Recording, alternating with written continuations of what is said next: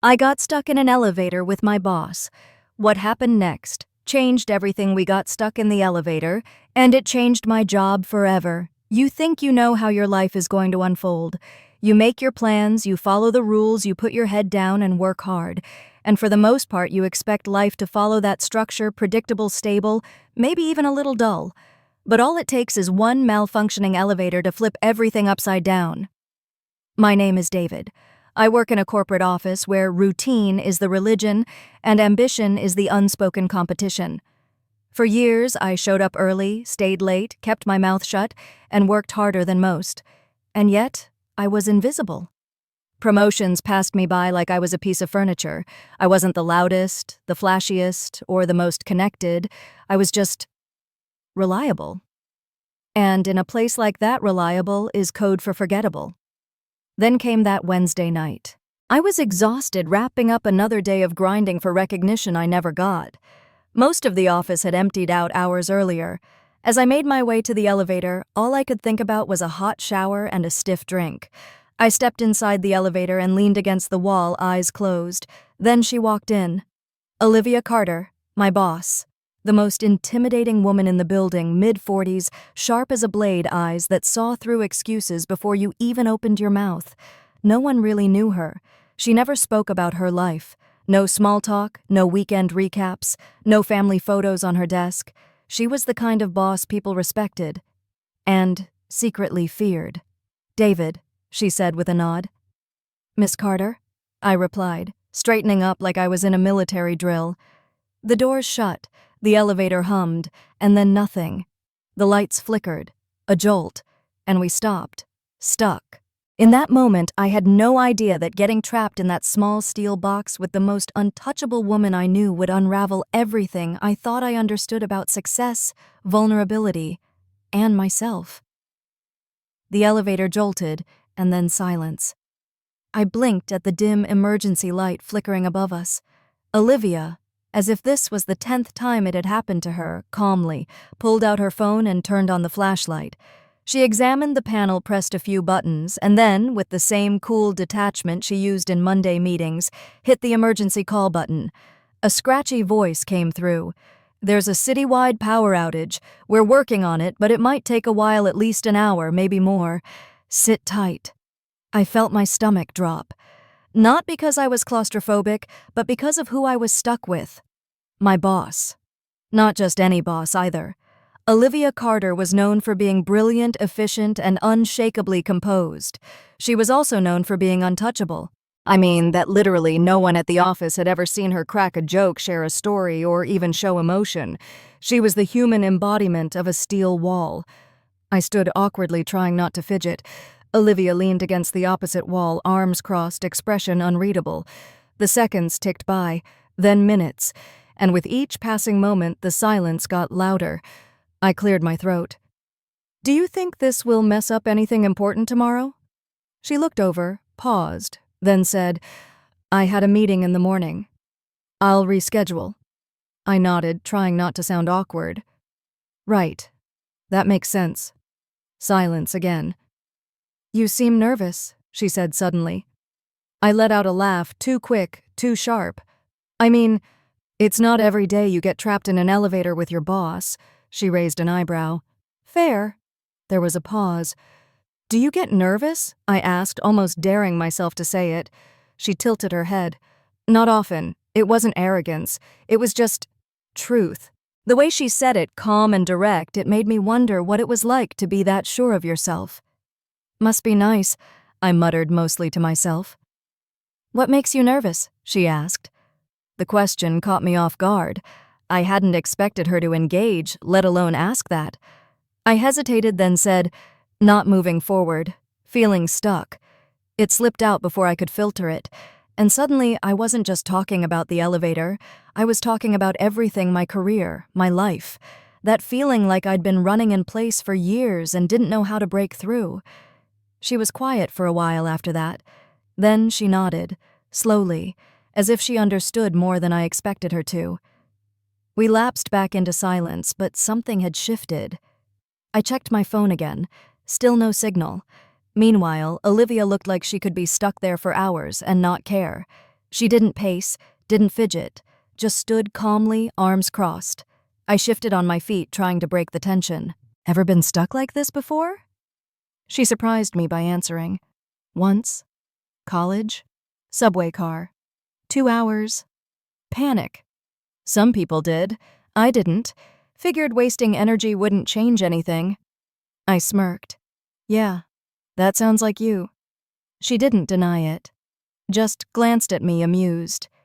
You don't seem like the panicking type, I said. I'm not. You are. I opened my mouth to protest, but realized she was right. I was anxious. About more than just the elevator. About everything. My job. My future. The feeling that I'd been passed over a dozen times and no one even noticed. I guess I just don't like feeling trapped, I said. Her voice softened a little. You're not the only one. I looked at her, then really looked at her, and I saw something in her expression I hadn't noticed before. Not vulnerability exactly, but weariness. A kind of tired that didn't come from lack of sleep. It came from always being on. She shifted slightly and said, You keep asking about me. Want to know something? You're just as private as I am.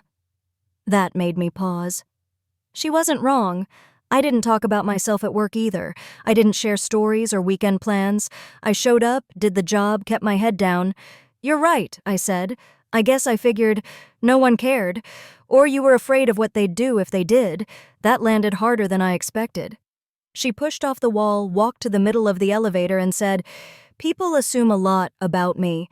That I'm cold, that I'm above them, that I don't have a personal life because I don't mention it. I didn't respond. I just watched her. She continued, What they don't realize is that being a woman in this position comes with assumptions. That if I smile too much, I'm soft. If I don't, I'm a bitch. That if I'm single, I must be lonely.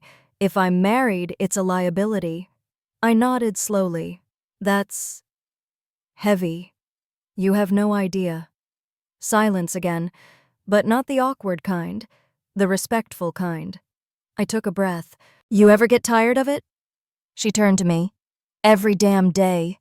Something cracked open then.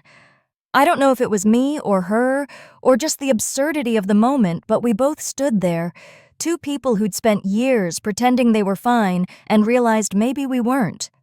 I feel stuck, I said again. In my job, in my life, I work hard, I put in the hours, but I never get seen. It's like being invisible in a crowded room. She didn't argue, didn't offer advice. Instead, she said the one thing I never thought I'd hear from her. You've probably earned more than you've gotten. My heart stopped. You notice my work? She nodded. You're one of the few people who actually gives a damn, but effort isn't always enough. Not unless the right people are paying attention. I stared at her. That was the moment everything changed.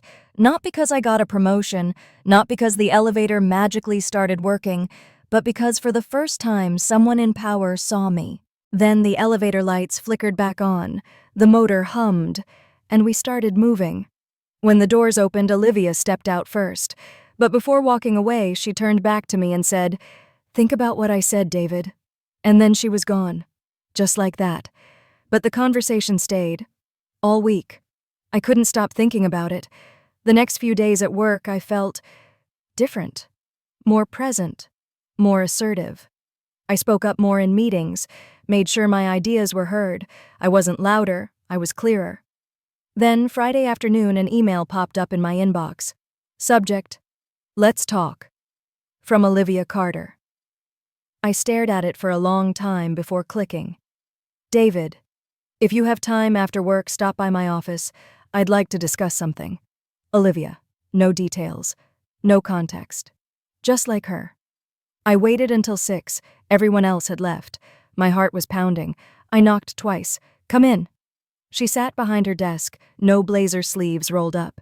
She looked relaxed. Sit, she said. I did. You've been more engaged this week. I nodded. Trying to take your advice? Good. That's why I asked you here. She tapped a folder on her desk. There's a project. It's not a promotion yet, but it's high profile. If you do it well, it will be. I blinked. You want me to lead it? I want you to stand out. My throat tightened. Okay, I'll do it. She pushed the folder toward me. Take the weekend to look it over. We'll talk Monday. As I stood to leave, she added, I was planning on grabbing coffee tomorrow morning. If you're free, you're welcome to join. My heart stuttered. Yeah, I'm free. She smiled. 10 a.m., the cafe across from the office. As I walked out, I didn't know if it was a meeting or something else. But I knew one thing, I wasn't stuck anymore. I barely slept that night, not because of stress, but because something had shifted. That elevator conversation had cracked open a door I didn't even know existed. For the first time in years, I felt seen. And now Olivia had invited me to coffee. It seemed simple, but it didn't feel simple. It felt intentional. By the time I arrived at the cafe across from the office Saturday morning, my thoughts had been spinning for hours. What if it was just about the project? What if I read too much into that moment? What if I was walking into something completely professional and making a fool of myself? Then I saw her, already seated at a corner table, no blazer, no heels, just a dark sweater and jeans, her hair down, a simple coffee cup in front of her. And for the first time, she didn't look like Olivia Carter-Boss. She looked like someone I hadn't met yet. You're on time, she said as I approached. Figured being late wouldn't make the best impression, I said, half joking. She chuckled a real one and gestured for me to sit. I did. For a few minutes, we just sipped our coffee. No small talk, no questions. But the silence wasn't awkward. It was steady, familiar almost. I appreciate you coming, she said finally. Of course. I'll admit I was a little surprised by the invite. She tilted her head. Why, I don't know. You don't usually do this. She smiled faintly. You're right. I don't. Another pause. Then she said, You're a hard worker, David. You always have been. But you've been stuck. I nodded slowly. Yeah, that's a fair assessment. She exhaled. I understand that feeling more than you think. That surprised me. She looked out the window, thoughtful. People look at me and assume I had it easy, that I just climbed the ranks because I'm smart or ruthless. But it wasn't like that. It took years, and even when I got here, it didn't mean the struggle stopped. It just changed. She turned back to me. The higher you go, the lonelier it gets. People stop seeing you as a person.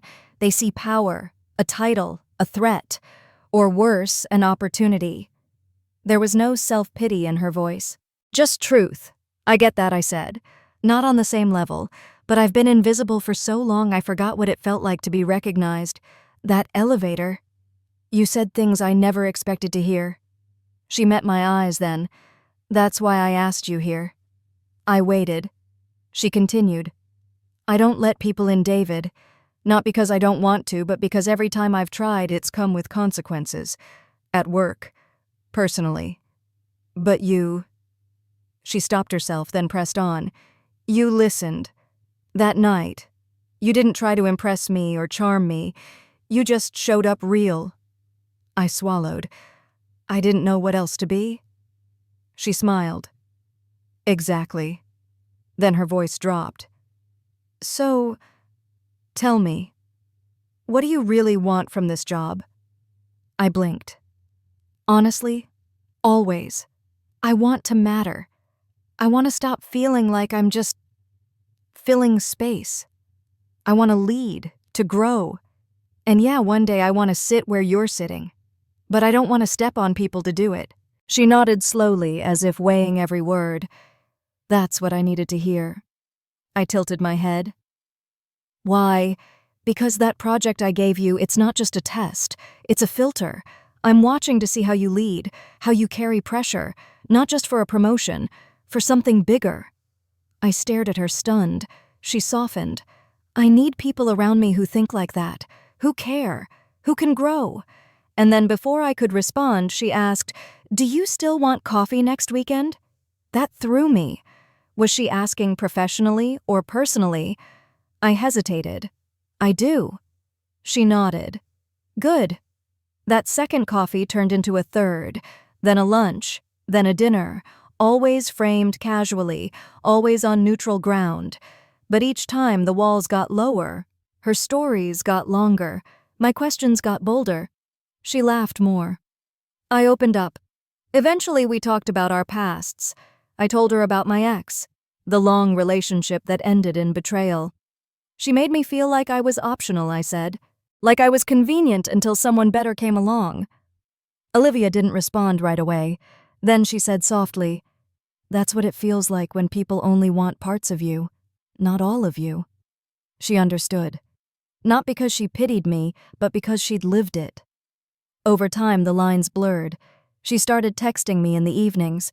Not work stuff, just things like, "Try that new Thai place yet?" or, "Have you seen this documentary?" I found myself replying faster, hoping for the next message. The conversations changed. So did the looks. And then one night she invited me to her apartment.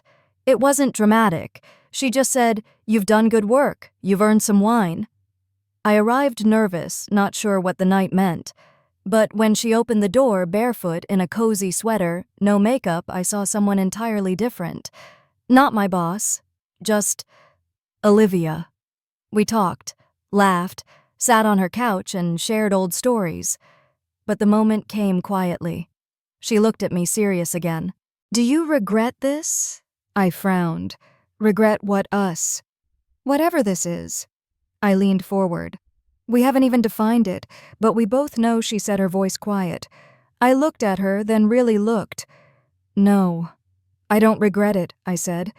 She exhaled. "Good. Because I don't either." She reached out, then her fingers brushing mine. Not a grab, just a touch. Gentle, intentional. Everything slowed down. No kiss, no fireworks, just a shared stillness that said more than either of us could. After that night, we were careful. At work, nothing changed. We kept it professional, always. She never gave me special treatment. I earned everything I got. But after hours, we were together. We didn't rush. We didn't label it. We just showed up. We shared quiet dinners, inside jokes, music we both liked. The first time she fell asleep on my shoulder during a movie, I didn't move. I just let her stay there. It was slow, real, intentional, and I think that's why it worked. Months passed. I got the promotion. She never announced it like some favor, just called me into her office and said, "You earned it." That's all. But that wasn't the real change. The real change was waking up and wanting to go to work, feeling like I was finally building something both professionally and personally. And her, she started smiling more at the office, started letting herself be a little more human. People noticed, but no one said anything, because even though she was softer with me, she was still Olivia. Still the boss, still everything I admired. But now, I knew the woman behind the title, and that made all the difference. By the time winter rolled in, everything looked the same on the surface, but underneath everything had changed. Olivia and I still kept it professional at the office. No long glances, no private jokes in meetings, no shared lunch breaks that would raise eyebrows. We weren't hiding, just protecting what we were building. And honestly, the boundaries helped. It meant what we had outside those walls was ours alone. But in private, it was different. She had started letting me in. Slowly at first. Leaving little pieces of herself in plain sight, her favorite playlist playing in the background, as we made dinner the way she read a chapter of her book every night before bed, her habit of writing notes to herself on sticky pads and sticking them everywhere from mirrors to mugs. I started noticing those details. I started loving them. One night after a long work day, she texted, "Too tired to cook. Come over. I've got wine and leftovers. Just bring your face." I smiled when I read it. It was silly, casual, something I never imagined her sending when we first met. But it was her. Unfiltered. Safe. I showed up 10 minutes later. She was already in sweatpants and a hoodie, her hair in a messy bun, reheating pasta in the microwave. I wrapped my arms around her from behind and kissed the top of her shoulder. It wasn't passionate. It wasn't rushed. It was home. We sat on her couch plates in our laps watching a documentary and laughing at how dramatic the narrator was. And then, somewhere between dessert and silence, she said something that caught me off guard. "You've changed me, you know." I turned to her. What do you mean I never used to let anyone in? I thought being strong meant keeping everything locked up. But you... She paused, searching for the words. You made me feel like I could be both. Strong and soft, professional and personal, like I didn't have to pick just one. I took her hand in mine. You were never just one thing, Olivia. You were always all of it. She stared at me for a long second. Then she leaned in and kissed me softly, slowly. No urgency, just quiet certainty. That was the night I realized this wasn't just a passing connection. This was a life we were starting to shape. At work, things were taking off. The project Olivia assigned to me had gone better than expected. I exceeded every target. When it wrapped, she called me into her office and offered me a permanent leadership role. You've earned it, she said. Not because of me, because you showed up. And people noticed. It meant more than I could say. Not just the title or the paycheck or the office. It meant I had become the person I always knew I could be if someone just gave me a chance. And ironically, it took getting stuck in an elevator to unlock that door. As the months passed, we continued building something that felt both secure and exciting. There were still challenges. Of course there were. There were nights when Olivia was buried under work and barely spoke a word over dinner. There were days when I felt the pressure of leading a team and questioned whether I was good enough.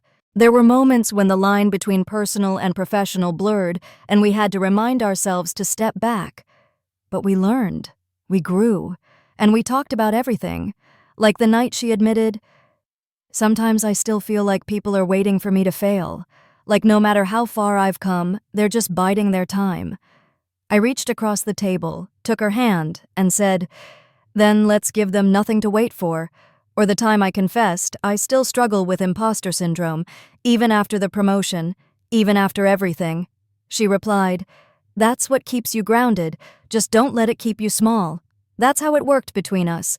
No grand speeches, no power plays, just mutual respect, honest conversations, a shared belief that we were better together, not because we completed each other, but because we challenged each other. The seasons shifted again. It was spring now. And one morning as I made coffee in her kitchen, I looked up and saw her standing in the doorway watching me. What I asked, smiling. She shrugged. Nothing. Just, I like this. Coffee number you. Here.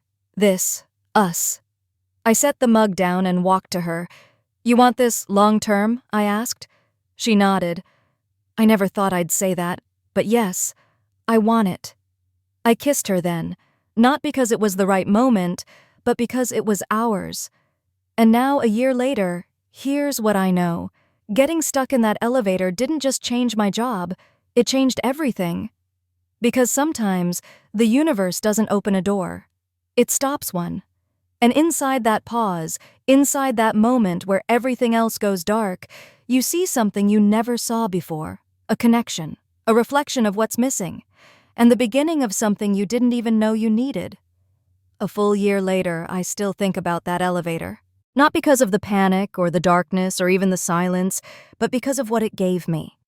Perspective. A pause. A person. It's strange how life works sometimes. You can spend years chasing validation, promotions, titles, believing that hard work is the only answer. But sometimes the breakthrough doesn't come from effort. It comes from stillness. From being forced to stop long enough to see what's really missing. That night I saw myself. Not just the employee buried under spreadsheets, not just the quiet guy waiting to be noticed. I saw someone who was ready for change, for more, for something real. And somehow, Olivia saw it too. What we have now isn't some office romance fantasy. It's built on foundation, mutual respect, trust, growth.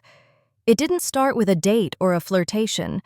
It started with two people trapped, tired, guarded, being human for once. And that made all the difference. We still have boundaries, we still have careers, but we also have each other. And no matter what happens next, what promotions come, or what storms roll through, I know we'll weather them the same way we started, side by side. If this story resonated with you, if you've ever felt invisible in your job, or found connection in the most unexpected place, share your story in the comments. We want to hear from you. Have you ever had a conversation that changed everything? Your voice matters here. Your stories remind others they're not alone. Don't forget to like this video if it moved you. It helps us reach more people. Subscribe for more true stories that remind us how unpredictable and powerful life can be. Because sometimes, the biggest moments of your life start with something as simple as a broken elevator.